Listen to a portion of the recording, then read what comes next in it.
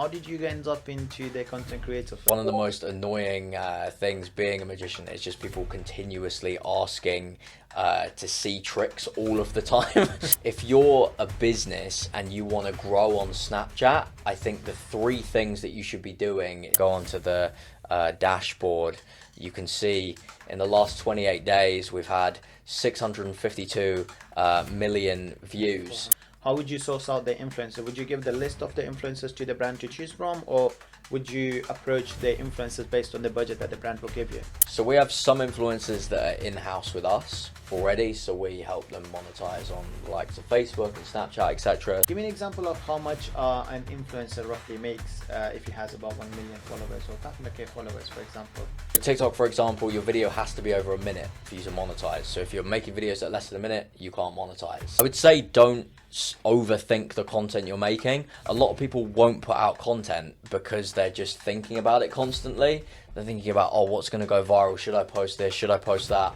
Oh, I need the right camera. I need the right microphone.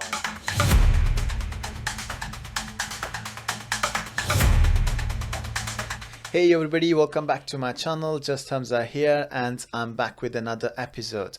This time on my channel I got a content creator, a very well-known content creator, as well as an owner of a content creator house, Charlie. I'll let Charlie do his introduction. Charlie, if you want to tell us a bit about yourself. So yeah, I'm Charlie. I am a content creator, as you said, over 10 million followers across social media.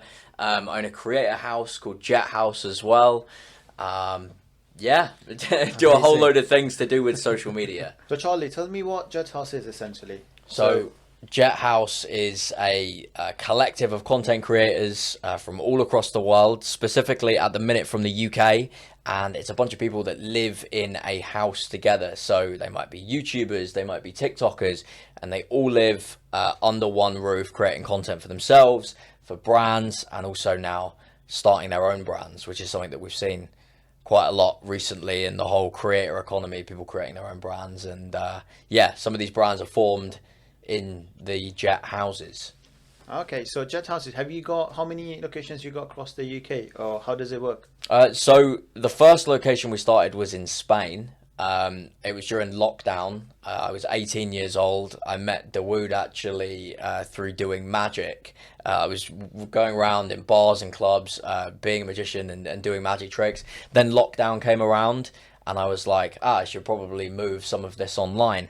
Started doing magic tricks online. All of a sudden, I couldn't film with anyone because we were in complete lockdown. So I thought to myself, well, over here in Spain, the restrictions were a lot less than they were in the UK, and it was a lot safer overall. How come Spain? Are you, like, how come Spain? In all honesty, I was trying to find a place to live with loads of people. And this particular place is just outside of Benidorm. And it's in this little village, and it was just very cheap. That was the reason. I was 18 years old. It was very cheap. There were 10 of us that moved into the house. We were all creating videos, and we split the rent initially. So I think the rent was €2,000 a month, but we were living in this 10-bedroom villa out in Spain during lockdown. So we're all paying, €200 a month. We're creating content every single day, and then from there, it's kind of spiraled to the point where it's at now, where we have done several different locations. So, in the UK, for example, we've done a house over in Dubai. We recently had a house over in Mallorca. We've done not a house, but kind of a content collective apartment situation in Saudi Arabia. And just basically bringing content creators together to all create content, as I mentioned, for either themselves or brands. Okay, and how does it work? So you got like a production team in these Jet Houses, or the content creators do the production themselves? So every single morning we'll have a morning meeting in terms of what we're going to do for the day, and we have a bunch of the YouTubers and TikTokers talking about ideas, and then they'll work with a couple of production staff that are in the house that will help them create content, source things for videos. For example, we did a house a year ago here in the UK, which we had for about 6 months. Which was a pop-up house for a popular toy brand. So we had a bunch of kids YouTubers essentially in the house. So some of the production team were helping to film that. but also just kind of sourcing things. So we turned, one of the rooms into like a giant ball pit, for example, and was making videos there for a toy brand. So yeah, it's a pretty crazy environment. Okay, sounds interesting. Let's take a step back and dive into yourself a bit more. Then I'll get back onto the Jet House. I've got a few more questions on that side. So tell me about yourself. How did you end up into the content creator field? How did you start? So as I mentioned, I was a magician and I just started making videos. At the time in 2020, TikTok was very, very new and everyone treated it, I mean, it was Musically before, everyone treated it like an app where you just do dance videos and you lip sync over things. And like anyone who was doing anything a bit different was gaining a lot of traction. So obviously I was posting magic videos, just kept going and going and going from there. Then I started creating content on YouTube. I'm on over 900,000 subscribers on YouTube now. I then started taking that content onto Instagram where I grew an audience, then over to Snapchat where I grew an audience, and just kind of cross promoting through just this one big blow up from TikTok. Okay, that sounds really, really good. How long you been doing it for?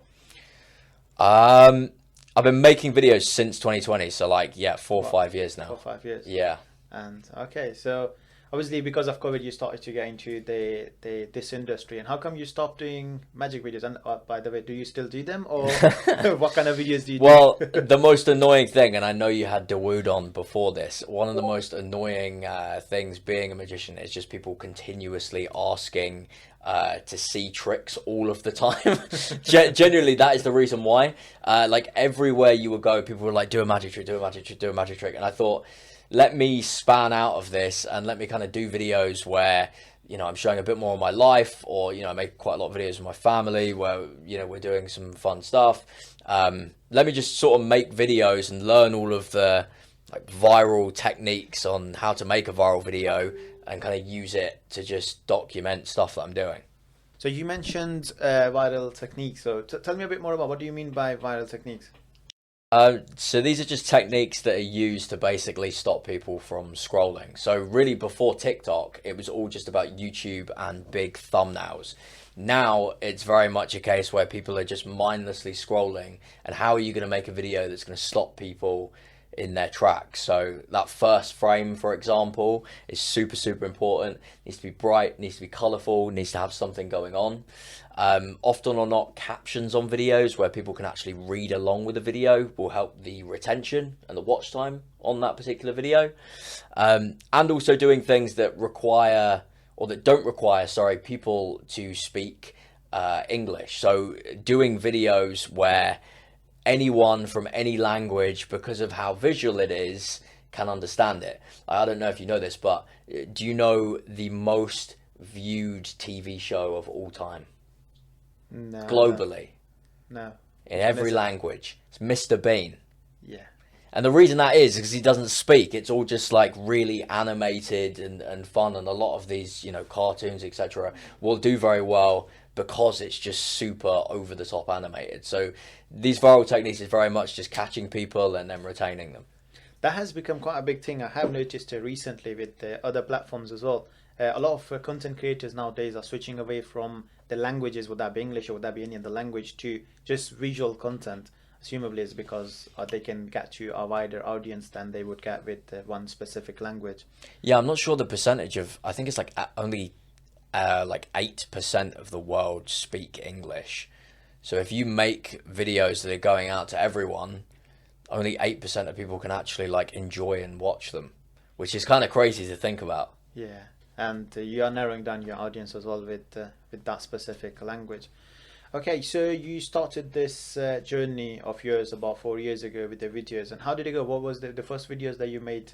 Was it as a magician, right? And then you switched into a different unique content that's a bit more visual than the language itself, as storytelling content. Yeah, storytelling content, making videos that are now kind of viral and really sort of playing to the algorithm in some sense. I have my personal page, but then there are kind of loads of Jet House pages where we post, the most viral videos possible. So whether they're kind of drama videos, whether they're hack videos, some of the videos that you might see where people are in kind of confrontations in cars and things that go really viral, these are things that we kind of put together and produce as a production company, that get views across, the likes of Facebook, TikTok, Snapchat, etc. That's crazy. So, and that brings me to my next question, which is, we obviously are moving away from the e-commerce era and getting into social commerce a lot more, and we can kind of see that happening in the world as of now. What's your thought on that? Like, what do you think? How long would it take us to completely be switched on to the social commerce and everybody pretty much selling everything online and online alone? Yeah, I think TikTok was really the driver for that with TikTok Shop. The minute they released TikTok Shop, I think all of the other platforms kind of clicked on that, oh, this is something that's going to work. I mean, I know TikTok is kind of up in arms of whether it's going to be sold at the minute. And I think one of the front runners to buy TikTok is actually Amazon. Because if Amazon can plug in directly to TikTok and just start selling directly through TikTok, that's just going to be a game changer for them. A lot of the influencers or a lot of the content creators actually see TikTok as a platform at risk currently, obviously, especially with what happened in US, for example. They banned TikTok. And what's your view on that? And obviously you mentioned that you started your career from TikTok yourself. What's your view? What do you think about that? I think if you've only got an audience on TikTok, you're done. I think if you've got a TikTok, I think if you've got an audience just on one platform as a whole, you're completely done. I think you need to diversify. I'm sure we'll get onto it, but Snapchat, for example, the organic reach that you can get on that platform in terms of the amount of people that can see you, even if you have no followers, is huge. And it's the same with Facebook, for example, at the minute. So, we have one page, for example, on Facebook. Let me show you where we're posting these, viral hacks. This was a page that we literally only started about 3 months ago. Okay. And I'll show you this page now. So we're just posting these fun hacks, fun riddles. And you can sort of see here, if I go onto the dashboard, you can see in the last 28 days, we've had 652 million views on the page. So it's very much a case of utilizing these platforms that already have organic reach. If you're just posting on TikTok and you've got your audience on there, it's not safe. You need to diversify onto absolutely everything. Definitely. So there's a big there's quite a lot of misinformation online which states that you can't use a similar video on one platform and the same video on the another one. What do you think about that? Is that an actual thing, or is it a bit? No, it's not an actual thing at all. Often or not, if we post a video on TikTok, for example, and it does well, we will know pretty much for sure that it's also going to do well on everything else.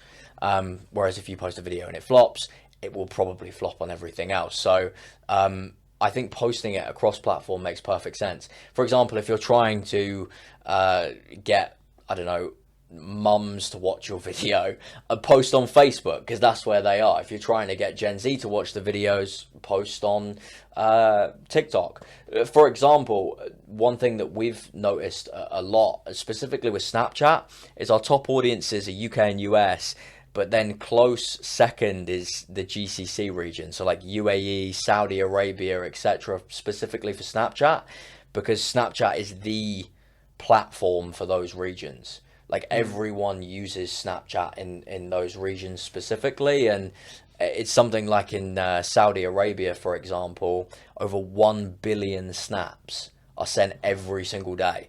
And it's how people are communicating with each other. Like you have family group chats that are on Snapchat. And everyone that's watching the content from Saudi Arabia is not 18 to 25. It's people in their 40s and 50s that are actually watching these videos because they are on there. So different platforms will hit different audiences, and I think it's just important to post the content across all of them to hit all of those different audiences. When you say content for Snapchat, what do you mean? On Snapchat, as far as I'm aware, you can only post stories, for example. Is that correct? Yeah, so there is of course stories which are really doing well at the minute. posting stories with, engaging stories where you're engaging with the audience is 100% the way to go, especially if you're getting a lot of responses from it. People are watching all the way through. Snapchat are going to push your stories out. So stories are great. One other big factor on Snapchat that people don't even know exists is Spotlight. Now, I don't know if you've ever heard of Snapchat Spotlight. Personally, I need to start looking into Snapchat a bit more. I don't use it. So it's basically TikTok. Okay. All of the platforms are copying TikTok at the minute. So if you post on, if you go on Snapchat, there'll be a little tab in the right hand corner, and it's a play button. You click on that button and it's literally scrollable like TikTok. You just have videos that people have put on Snapchat. When you go to post a story, you will have an option, try it next time, and you'll see for Spotlight. And because very many people don't know that Spotlight exists, the amount of reach that you can get on these videos are pretty crazy. I mean, we've had videos that have got tens of millions of views from accounts that have 100 followers. It's wow. Pretty crazy the amount of reach that you can actually get via Spotlight. So there's stories, there's spotlights, and there's also shows as well. So there's plenty of shows from some of these like viral news celebrity shows. There's hack shows. There's a bunch of different shows which you can also get on Snapchat as well. So those are really sort of the key 3 ways of being able to grow on Snapchat. So following up on that conversation on Snapchat, that kind of caught my attention. So you have mentioned that a lot of, the Spotlight, for example, feature that I personally wasn't aware of it either. And even though I'm in the industry, so I'm assuming a lot of people don't know about it. So how do you think that could benefit local businesses or small businesses that only have a reach, let's just say in 3 miles or 5 miles? If you're a business and you want to grow on Snapchat, I think the 3 things that you should be doing is, number 1, taking the content that you're already making and putting it on Snapchat Spotlight, because you're going to get a bunch of organic reach and gain a bunch of followers. Then story-wise, you're creating a personal brand and posting stories every day. People can interact and reply to your stories and you can engage with your audience. That is something I'd then be doing as a second step. And then the third step, and this really depends whether you sell things online already, but it's setting yourself up on Snapchat Shop, where you have your product listed on Snapchat Shop, you're using it on your stories, you're using it on your Spotlight videos, and people can come and see exactly what you're doing and actually buy directly from Snapchat, which people don't even know about. Also, one other bonus point to mention is Snap Maps. Snap Maps is huge. So for example, we're in Nottingham right now. If you have a shop which sells, flowers, you can create content around your flower shop. You can tag the location, and then when people are looking on Snap Maps, they can see and all of the things that pop up nearby and can click and have a look at your account, see where things are. And Snapchat will boost you on Snap Maps the more you actually post tagging your location in that certain area. So for example, like Nottingham, if you were a nightclub, I think you would be silly not to be on Snapchat and be posting continuously, because when people are on Snap Maps and looking for where their friends are, they're also going to see a big beacon of content from that particular nightclub, and it's going to draw people there. So I think Snapchat, to be honest with you, is one of the most important platforms for businesses in 2025 because of how much it's undervalued and because of the results that it can actually get. Okay, that's amazing actually. But one thing that makes me that comes to my mind is the fact of the privacy, which has become quite a big of a concern essentially in the previous years and current year as well. So with Snapchat, obviously you're getting access to people's locations, for example. Do you really think? Obviously, you don't run Snapchat, so I'm not expecting you to give me an accurate answer on that. But your opinion personally, what do you think about that? Keep in mind, for example, let's just assumably one person has an issue with another person, but he's able to see him on Snapchat on an exact location. Is that really the most? Is that really a thing to kind of promote or have? So Snapchat has ghost mode, so where you can turn your location off fully.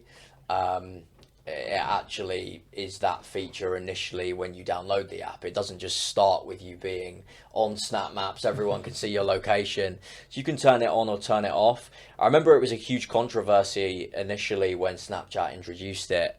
And I do think now, with certain governments looking at social media as a whole, it's now a situation where all of the platforms are going to come under a lot more scrutiny. Regulation's going to tighten up a lot more.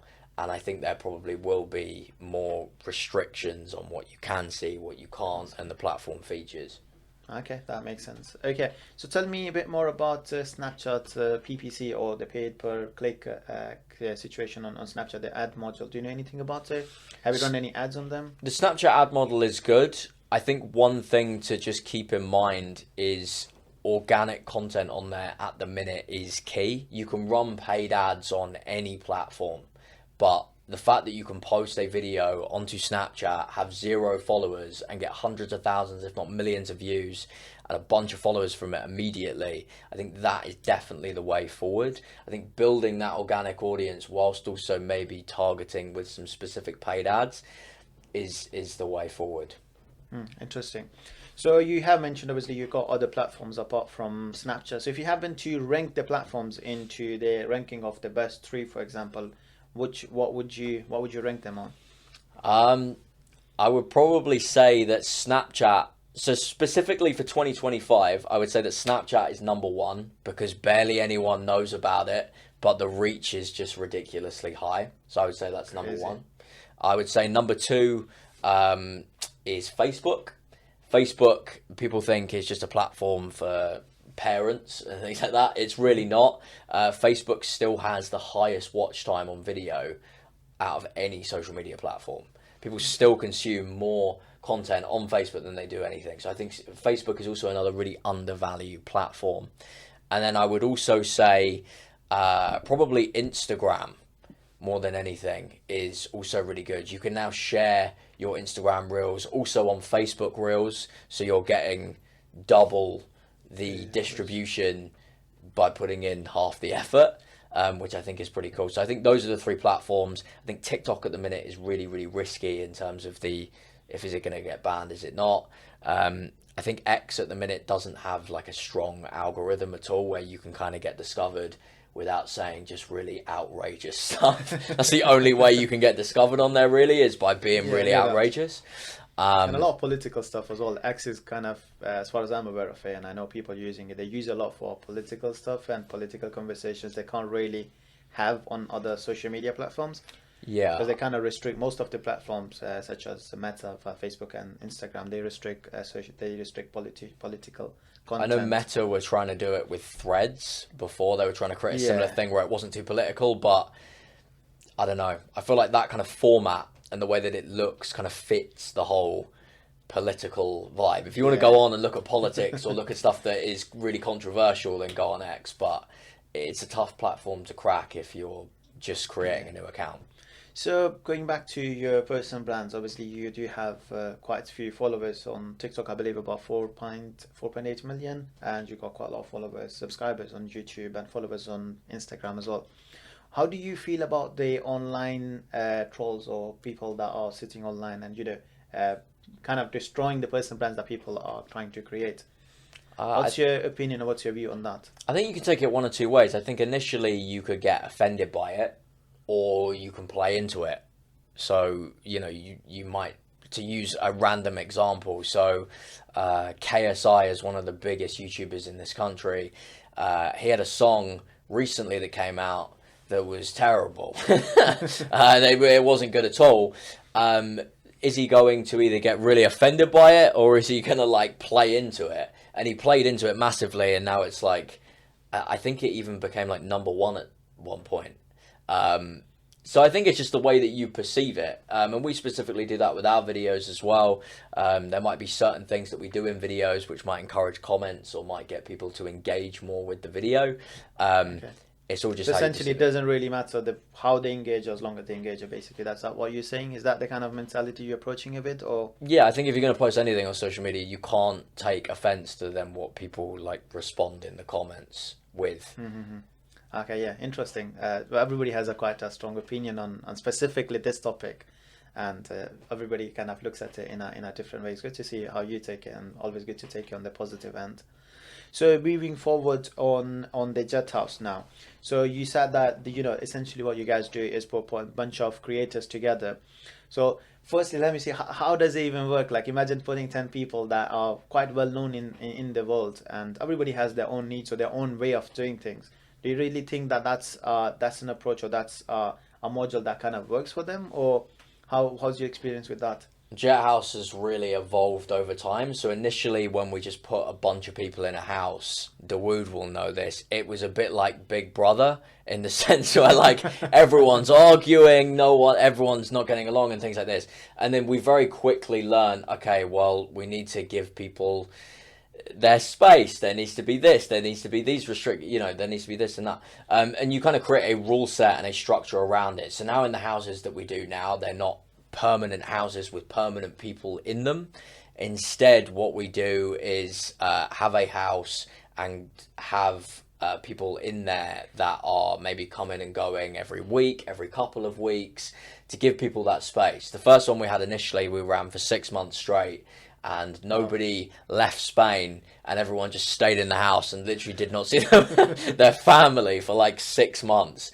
Obviously, that's not good for anyone. So yeah, these houses at the minute are very much run with a structure of you're coming into the house to do X, Y, and Z. You're going to stay for X, Y, Z period of time. You know, when people apply for these jet houses, and you guys are thinking of putting a house in a certain locations, is there some sort of criteria you guys follow in terms of letting certain individuals in, and certain individuals won't be able to participate, as well as obviously the location itself? Yes, so it really depends on what the house is for. So some of the houses we've used just to create content and run as a production house. Some of the houses have been themed houses. So as I mentioned earlier with the big toy house, it would make no sense to have certain YouTubers in there that maybe create offensive content or something like this, because that doesn't fit with the brand.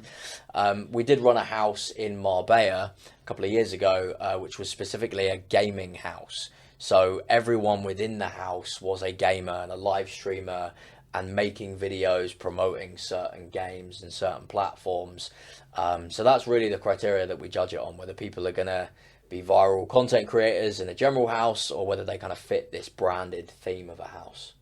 Okay, and when you say branded teams of the house, assumably the customers or the client will come to you and tell you, look, this is what we're planning, this is what we're thinking, and give you guys the budget, and you guys play with that budget. Is that correct? Yes, exactly that. So, sorry, go ahead. No, I was going to say, so we have, there was one house that I really, really wanted to do, which we didn't actually end up doing in the end, unfortunately. But it was this house with a big makeup brand where we were going to have some of the biggest makeup influencers in the house, and they were planning on getting this house, painting the whole thing completely pink, and building all these different things and having this completely themed house, which we didn't end up doing in the end, but yeah. Unfortunately. Yeah. Okay, so give me an example of a brand that you have worked with, or a few of the brands that you have worked with, and how the houses work out, and what did you guys do exactly, and what's the kind of a breakdown process of step 1, step 2, step 3 kind of thing. So Sports Direct was a great brand because we started working with a company called Jack Wills just as Sports Direct bought them. So they were really looking to kind of shoot some life back into the brand and make it more of a brand for Gen Z, which it wasn't before. So we did a Jack Wills. We've done multiple Jack Wills houses actually. We did the first one initially in the original house, and we had a bunch of people create videos. They sent care packages in, and we had them create videos with wearing all of the Jack Wills clothing. We then done other ones which are more kind of summer party kind of vibes. So we did a big house in Ibiza where we had a bunch of influencers come along, create a load of content. We had this pool party shoot and all of these big Jack Wills signs, people wearing Jack Wills absolutely everywhere. So it really depends on the direction that the brand wants to go for these branded content houses and what they're looking to do. What's an average budget for a brand for one of the content creator houses? It really depends. So it depends how long they want to run it for. We've had people, spend 200k on a house and over a certain period of time, and then we've had people spend upwards of 800k to fully kit out a house and to run it and to bring influencers in. So it very much varies. And the interesting thing about the business model is that isn't even that expensive compared to how much they would be spending if they just got a load of random influencers to create videos. A lot of these brands will spend millions of pounds a year getting influencers to make videos and sending care packages out to influencers. When you have them all under one roof and they're collaborating with each other, and you also do this big pop up with, you know, the whole house branded, and it's this cool thing that everyone's talking about, it actually ends up costing a lot less because the influencers are willing to do it for a lesser price because they also get the experience and collaboration opportunities of being in this house. So it actually works out in terms of influencer marketing a lot better approach than just outreaching to a load of influencers who are dotted about the country. Okay, that's very interesting. I think that's the right approach as well when it comes down to it. And yeah, quite cool. So moving forward to yourself, so you started this Jet House, and what did you do after that? Did you start any other business? You mentioned that you guys started some brands as well. Yeah, so we're starting our own brands at the minute, trying to find like a gap in the market. A lot of YouTubers have created their own food and beverage brands. We've decided to go down the entertainment route, so we just launched in Essex a glow-in-the-dark games bar with like a crazy golf course. And glow darts, glow pool. The place is really fun, and it's had a lot of great interaction from influencers that are part of Jet House coming in and creating content around it. It's called Glow Sports Zone, and it's in Basildon. So yeah. Okay, that's interesting. So how come you decided to go down the route of creating your own brands during this whole experience? So brands. What are the main reasons? So brands, for the most part, are either quite unreliable, or you can't really get on for a long period of time with these brands for whatever reason. It could be a case of they don't have the budget anymore, or because of a team change, or whatever the case may be. And also there's no longevity in terms of you're receiving fees, but there's no end goal. So if you can create something and build something up, such as Glow Sports Zone, where you can grow the brand and then eventually sell it in the future, I think that's the way forward. Because okay. So with these creator houses, for example, how do you source the influencers? Like, for example, let's just assume, taking that makeup brand example that you have given me, that you are looking forward to do that house. How would you source out the influencer? Would you give the list of the influencers to the brand to choose from, or would you approach the influencers based on the budget that the brand will give you? So we have some influencers that are in-house with us already, so we help them monetize on the likes of Facebook and Snapchat, etc. So those, we do have some makeup influencers there. Others we would outreach to, we would look at what the budget is. We would also have a chat with the other makeup influencers and see, okay, who are they friends with in the industry? Would they be a good fit? And that's really the kind of business model that we have in terms of recruiting people into these houses. And it's not really a tough sell, because, saying to a content creator, we're going to put you in a house where there's going to be loads of other creators that you can collaborate with, and you've got all of the equipment, all of the production on, and then you're also getting paid for it. It's like, it's not a tough sell to get people in, Definitely makes sense. So have you been obviously part of these Jet houses yourself, and how was your experience? Obviously you run It was them. fun. I tend not to actually stay in the houses now, because it's just a bit too much. When you're trying to kind of run the houses and work with the team that we also have that are, doing the outreach and the brand relations, etc., and also being part of that creative team, it can be difficult. So usually I just stay a little bit outside of wherever the house is. But yeah, no, it's a lot of fun. I mean, it's weird because for the last however many years now, I've kind of like grown up almost in these houses, which is, I guess, I didn't go to university, so I guess that was kind of my uni experience, really, of like living with loads of other people. Okay, and must be obviously unique, because obviously you can do whatever you kind of want to do, and I think these guys can spend their full time to do what they enjoy doing in these houses. What's your next step with Jet House yourself? What are you thinking? What's the plan for the next years to come? So I think it's building out Glow Sports Zone more, working with more brands, building up more pages and accounts, and becoming the most viral production company in the world.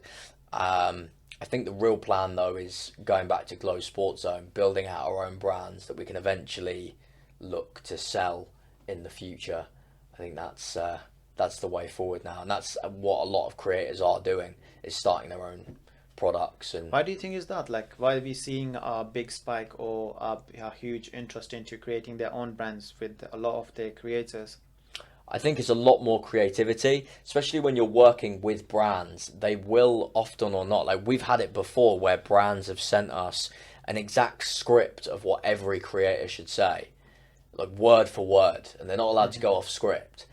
And that to me is weird because the creator knows their audience way better than this random brand manager does, who's given them this exact script to say. Like, it doesn't make any sense. Yeah. So I would say that it gives them complete creative freedom. It also lets them sell the business at the end of the day.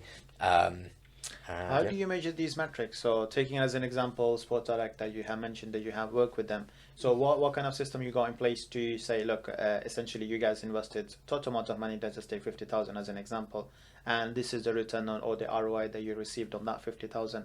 How would you track that, or is there a way to track it actually? So we would usually give a predictive reach on what it is going to hit. In fact, we also give minimum reach. So, you know, we might work with a company and we say, we guarantee you that we will hit X amount of views. And this is a guarantee. This isn't like, oh, we're predicting we might hit this. This is a guarantee. If we don't hit this, we will give you your money back. That it's to that point of view, because obviously we have a house where people are relentlessly creating videos. If we don't hit certain view targets, we make more videos. That's how it works. Let me ask you a question here. So obviously the overall business model relies around influencers creating more videos and content and targeting their audience in this case. So why would that be more beneficial for the brand to actually run a jet house in this case, or any creator house, as comparison to our digital marketing campaigns on paid advertisement, where they can essentially target specific interested audience of the niche that they are trying to target? So often or not, we will blend a mixture of the two. So we would have paid ads where we're finding we're targeting exact demographics, exactly where people are, certain age ranges, etc. Couple that with influencer and really good content. If you have all three of those things, where it's a well-known face, viral content, and you've got really, really good targeting, it is a recipe for success with a brand. When we're working with brands as well, we're also doing weekly reporting. So if it's like over a month, for example, every single week there'll be a weekly report in terms of the numbers that it's done, the website visits it's done, the sales it's done as well. Yeah. How would you track the sales though? Let's just take for example, you got a couple of influencers running a few videos on TikTok, and you're telling the brand, look, this is the rough reach that you will be reaching, and assumably each TikToker or each influencer gets about 1 million views on the video. And how would you track the actual conversion from that? Because obviously it won't be connected, their accounts won't have any pixel or anything connected directly to the website of the brand. How would you track it? So there's two ways. So either through using social commerce like TikTok Shop, for example, so you can see directly what it is, or they'll just give us access to their like back end site to see the sales that are being done and the spike in sales when someone creates a piece of content. I can send you like a graph where, for example, you can see XYZ influencers are creating content and there's slight little spikes. Then all of a sudden the jet house will happen and then the spike will go up massively and it will retain for a period of time and then slowly kind of come back down. Let's take another example on that side. So assumably that brand that has come to you and has started their jet house project with you and has a budget of 200. At the same time, he has invested a rough amount, say the same amount of budget with another digital marketing agency. How would you be able to tell the difference between where the spike is coming from? Well, 9 times out of 10, they would be using us specifically at that time. So there wouldn't be like, for example, all of these other, digital advertisement companies at the same time as what we are. And also we're just going to use like trackable links in order to see the direct conversion from like links in bios or swipe ups or whatever it may be directly over to the site to actually see, okay, well, this is the amount of people that have come over to the site. And then as you can see as well, kind of through having access to the back end, you can see very much the graphs in terms of if people are buying, what people are buying.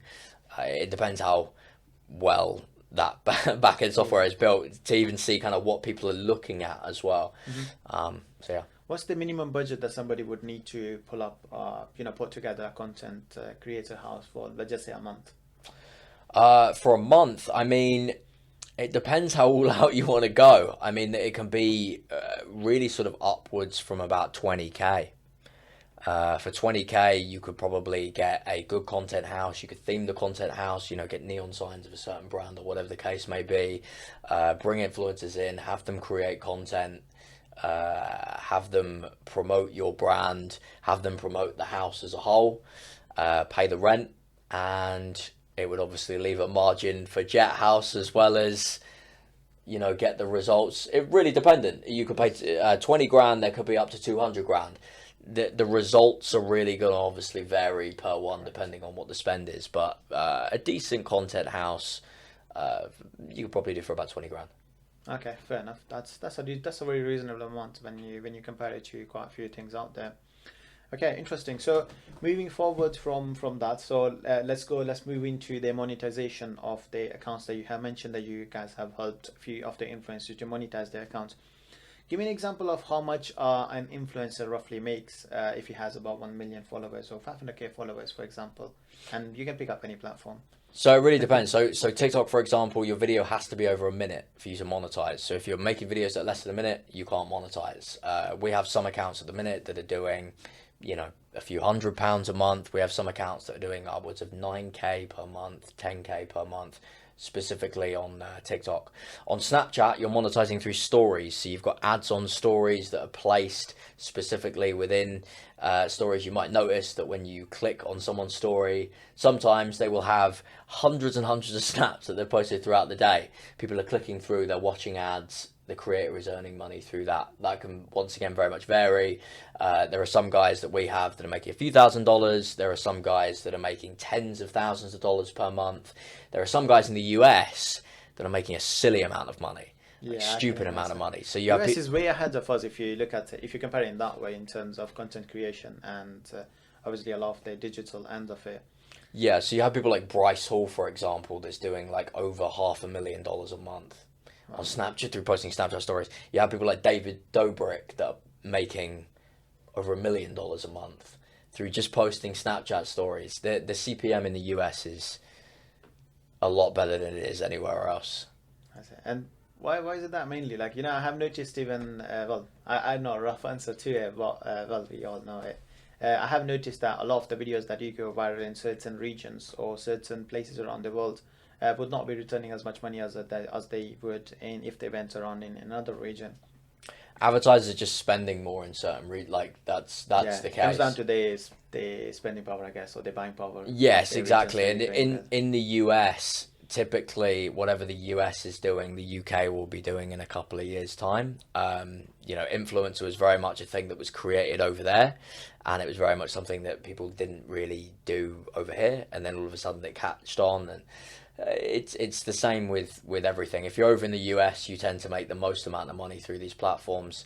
Fair enough. Okay, so we have talked about a lot about the Jet House and the business and so on. Let's talk about you for a bit. Tell me, how do you manage your work and life balance, for example, or what's your day-to-day routine looking like? So there's a few things. So the great thing with Jet House now is I've got a bit of a team for the day-to-day running of it.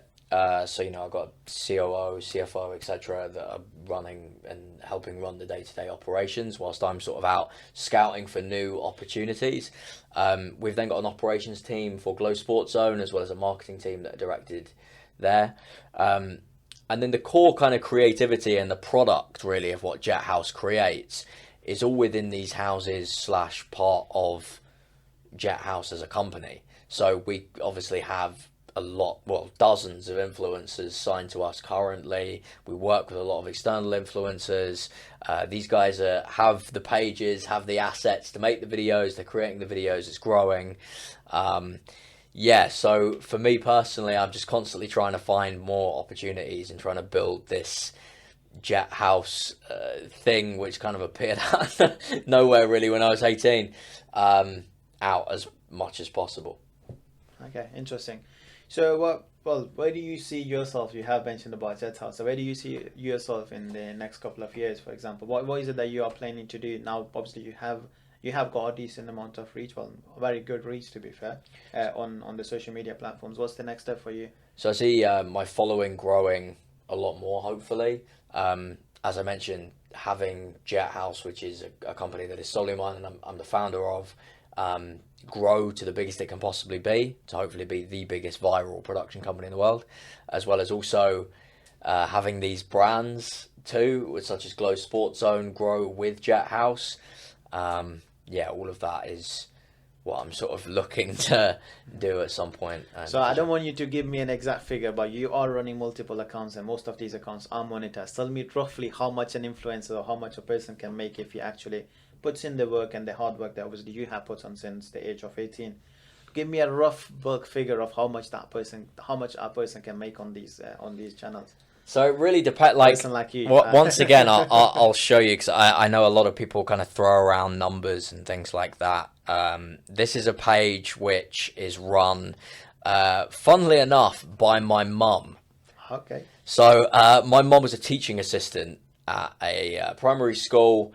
Obviously, she's seen me make videos constantly. I started teaching my mum how to make these viral videos. She's not actually in the videos, but her hands are, and she's doing, different hacks and cooking things and stuff like that. Wow. She managed to quit her job a year ago and just start making videos full time. Wow. And now, she's earning a lot more, let's say, than what she was earning being a teaching assistant. So, for example, I want to show you here. This is one page specifically. You can see here it's got 650 million views, and this was the earnings in the last 28 days, which you can see there. I would show that to the audience as well if you don't mind. Yeah, you could. We can get if you can say, I mean, you're more than welcome to say it if you want. Well, the figure here, we got on that page, you got 653,147,719 views, and the revenue on that page alone is $46,480. So my mum was making, £1,500 a month working in a primary school. So her making those videos and like I say, it really depends. It depends the amount of effort you want to put in. I think this game, a lot of people talk about making videos and influencers as, it's something that's super easy. I think if you put a lot of time and a lot of effort into it, you can get to the point where you're, earning. Yeah.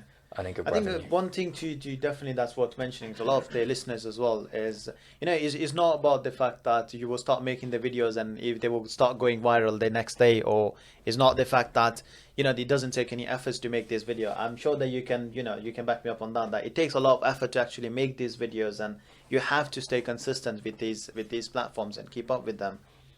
100%. Tell me one more thing. A lot of the people, when they post videos online or make videos online, they are very worried about what the other person would think about them videos, or what would they say about that video, those videos or those actions that these individuals obviously are performing online. What's your thought on that? What do you think about that? I think at the beginning, people are always going to just say negative things. I feel like it's with anything. So, like, for example, if you're overweight and then you go to the gym, you're going to think in your mind, a load of people are going to laugh at me because I'm overweight and I'm going to the gym. But then all of a sudden, when you start getting fitter, people are like, oh, that guy has done something that I haven't done, And it's the same with making videos. People will mock you initially. And to be fair with you, I look back at some of my old videos. Maybe it's justified in a lot of cases, because sometimes the videos can be quite cringy or whatever the case may be. But then you just kind of have to get over it at some point. And I think the most powerful tool is to not necessarily care about what people are thinking and just kind of getting on with stuff. I feel like everyone feels insecure and everyone feels shy and nervous at certain points. It's natural. But if you can overcome that and just do things anyway, I feel like that pressure will ease and you'll progress a lot further in what you're doing. What's a piece of advice that you would give it to anybody who is, who's looking to start creating content and, get into the content creation market? What's a piece of advice that you would give, and how do you think, for example, you just mentioned now that if you can come over the fact that you're not really worried about what the other person is going to think about you or how you look online, or what would the person next to you would say about your content?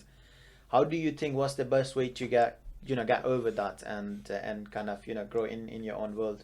I would say don't overthink the content you're making. A lot of people won't put out content because they're just thinking about it constantly. They're thinking about, what's going to go viral? Should I post this? Should I post that?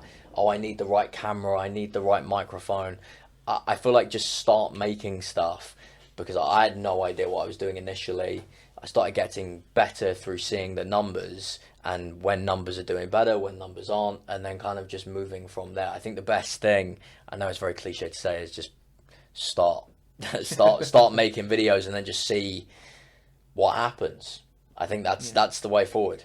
That's really interesting, to be fair, and I think we have discussed a lot of very interesting topic, and I'm definitely sure these will be very useful for the viewers as well, and for people to take it home and understand that there is a really big market for you out there to actually capture if you want to do it. And it is, it is not the case where you should be worrying about what this person would think about me or what would happen if I do this. If you feel like doing it, you should just simply go ahead and do it. Charlie, one last question that I ask all of my guests on this podcast is, what's the best life advice, or what's one advice that you would give to yourself, your younger self, or to somebody who who is looking to get into the market, or any life advice that you want to share with the audience? I would say it was similar to the answer before, in the fact of just like, don't overthink things and kind of trust your gut. Go with what you think will work, and don't overthink things. I feel like people spend so long overthinking everything and deeping everything and thinking, oh, what if I do this? Should I do that? Instead, just getting on with it and doing it. And that's something that I very much struggled with initially. One trick actually I've used to just help me just get on with stuff is just writing a list of things to do on my phone before I go to bed for the next day. And when I wake up, I'm not allowed to sleep until all of the things on the list are done. That way you just make sure that you have like just solid execution and then just getting on with things. So that's amazing. Thank you so much. Thank you so much for coming on to the podcast, and thank you for your time. And thanks everybody for listening to the podcast. Please make sure to subscribe and turn that notification bell on. Thanks all.